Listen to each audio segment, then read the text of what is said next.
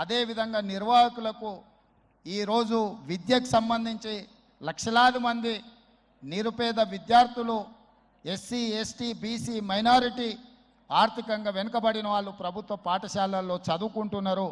వాళ్ళకు సరైన భోజనం, పోషకాహారం మేము అందించే దాంట్లో కొంత అటు ఇటుగా ఉండడం వల్ల హరే కృష్ణ ఫౌండేషన్, అక్షయ పాత్ర ద్వారా వాళ్ళకు ఒక నాణ్యమైన భోజనాన్ని అందించడానికి అవసరమైన సహకారాన్ని ప్రభుత్వంతో కూడి ఒక కలిసి అక్షయ పాత్ర ద్వారా ఈ హరే కృష్ణ పెద్దల ద్వారా ఈ రాష్ట్రంలో ఉండే లక్షలాది మంది విద్యార్థులకు ఒక మంచి పౌష్టికమైన భోజనాన్ని అందించాలన్న ఆలోచనతో వారి సహకారం అడిగినాం.